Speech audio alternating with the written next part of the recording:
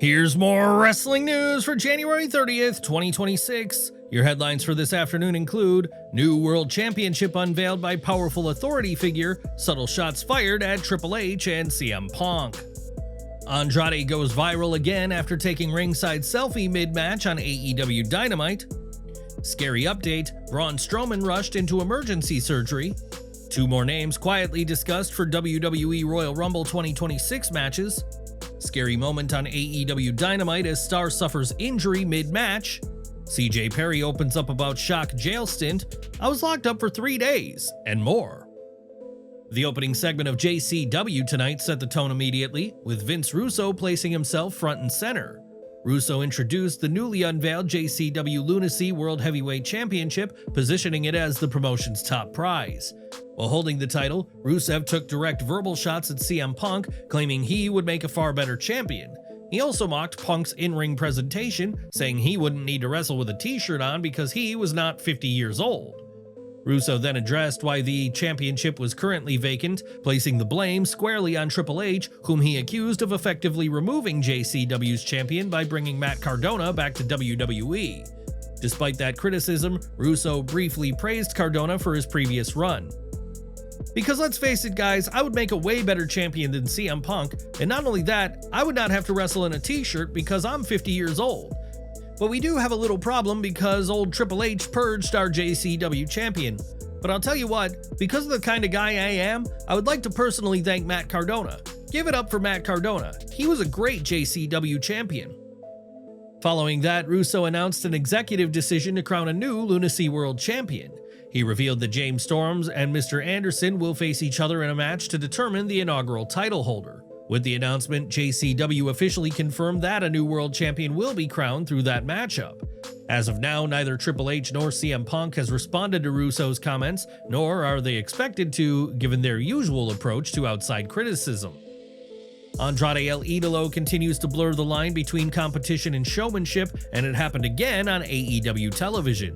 During the January 28, 2026 episode of AEW Dynamite, Andrade was in the middle of a marquee main event against Swerve Strickland when he briefly stepped away from the action to interact with a fan at ringside. Andrade posed for a quick selfie before the moment escalated further as the woman pulled out a piece of paper, believed to be her phone number, kissed it, and handed it to him. Andrade accepted it without hesitation and slid back into the match as if nothing had happened. After the show, it was confirmed that the ringside fan was Jasmine Allure, a well-known name on the independent circuit and a former AEW Dark competitor. Allure has captured multiple women's championships across promotions including MPW, NCW, GCWA, and Hurricane Pro, and has previously shared the ring with AEW talent such as Thunder Rosa and Serena Deeb. The moment stood out not just on its own, but because it marked the second flirtatious ringside interaction involving Andrade in under a week. On the January 24th episode of AEW Collision, Andrade went viral after stopping mid-match to take a selfie with Sophia Sivan, another independent standout. With two similar moments in such a short span, both involving recognizable indie wrestlers, fans have begun to wonder whether AEW is quietly leaning into a new character wrinkle for Andrade. AEW has not commented on the situation, and there's been no indication of an official storyline direction. Still, the pattern has not gone unnoticed. Braun Strowman has provided a major update on his condition following an unexpected medical emergency 2 days earlier. On January 29th, Strowman shared a video from his hospital bed, revealing that he's been hospitalized for 4 days and recently underwent emergency surgery to address a serious knee infection. According to Strowman, doctors were forced to surgically remove an infected bursa from his knee after the condition worsened rapidly. Alright, guys and girls, back again, day 4. So, just had surgery. I had an infection in my bursa around my patella in my knee. And it got out of control, so they went in this morning, they removed the bursa from my knee, drained a bunch of fluid out of it, and then left the wound open to continue to drain. It's going to be a couple of days still taking it easy. I think I got to stay in here one more night, then I get to go home. And then, yeah, recovery. Still got a ways to go. Get over this hump all the way with the infection and stuff, but the pain is finally starting to subside some. It doesn't feel like my kneecap is going to explode off anymore. So again, thank you for the continued prayers, the well wishes. It means the world to me. You guys are getting me through this. I've been praying a lot to God and asking him to keep me calm and keep my guidance. And I had an awesome team for my surgeries and recovery and things like that. And we're kicking. And again, I thank you and love you all so much for the support. And thank you. That's all I can say. And I'll keep you updated. This health setback comes just weeks after Strowman was involved in a car accident during a vehicle test drive, adding to what has already been a difficult start to 2026 for the former WWE Champion. Thankfully, Strowman's update confirms that he is stable and receiving ongoing care as he works through the aftermath of the surgery. Fans will be watching closely for further updates as more clarity becomes available. As WWE continues to finalize plans for the Rumble, new insight has emerged regarding how wide the company's internal discussions have been, particularly on the women's side. According to WrestleVotes Radio via Fightful Select, WWE has internally discussed multiple names for potential inclusion in the Women's Royal Rumble match, not just a single surprise entrant. The report states that Sol Ruca, Blake Monroe, Lola Vice, and AAA standout Mr. Iguana have all been mentioned in backstage conversations. The update emphasized that none of the names discussed are confirmed for the match. However, the fact that they are being actively brought up internally is typically viewed as the earliest indicator that WWE is at least considering them for a Rumble moment. WrestleVotes also clarified that no final decisions have been locked in yet, with WWE keeping its Royal Rumble plans tightly guarded as the event approaches. For now, the report points to an open-ended creative process rather than finalized surprises, but it does suggest WWE is casting a wide net when it comes to potential Rumble inclusions. Who would you most like to see get a surprise Royal Rumble spot this year? Sol Ruca, Lola Vice, or another unexpected name? Or should WWE stick with more established entrants instead? Share your thoughts below. Jake Doyle has suffered a significant setback just weeks into his AEW run. During the January 28th episode of AEW Dynamite, Doyle sustained a torn bicep while competing in an AEW World Tag Team Championship match.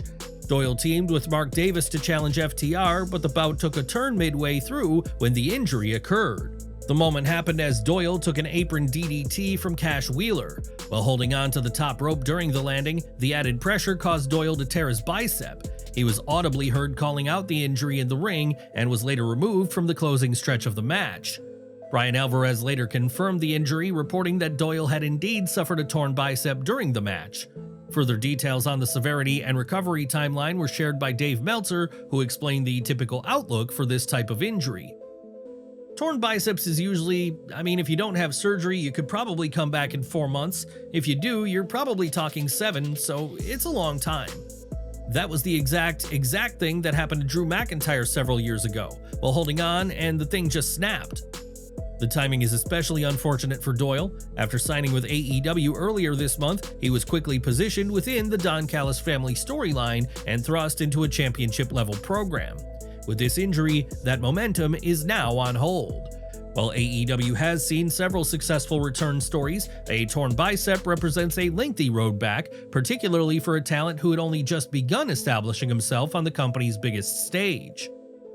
CJ Perry has publicly shared a deeply personal story for the first time, one involving an arrest, 3 days in jail, and a moment she now credits as a turning point in her life. Speaking on the January 29th episode of the Inside the Ring podcast, Perry explained that arrest occurred when she was 25 years old and living in Atlanta. She explained that she was driving to Florida State to re-audition for school on her birthday and admitted she was not making good decisions that day.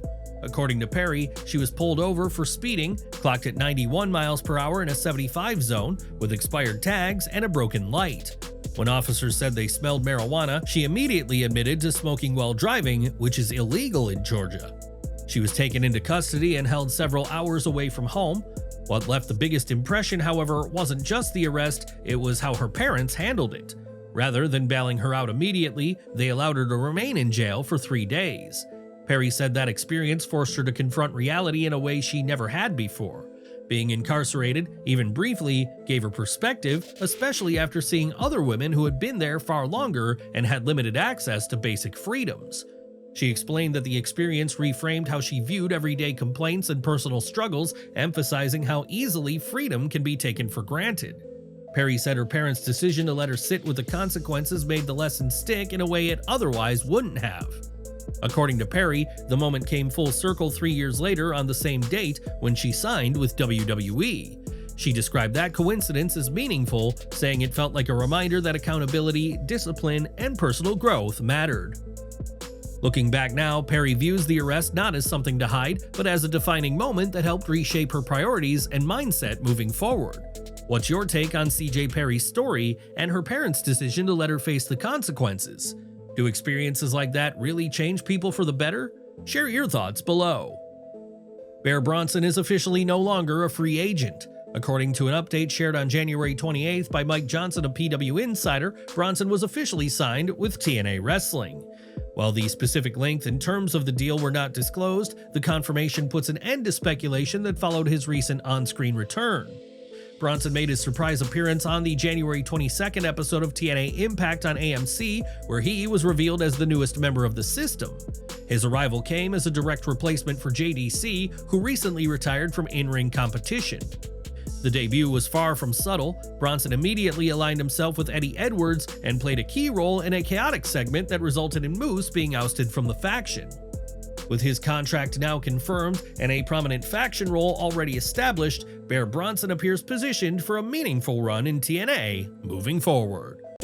For all of our subscribers, don't miss the 9 a.m. Eastern video we dropped earlier today. Smash that bell icon and select all notifications so you're always in the loop.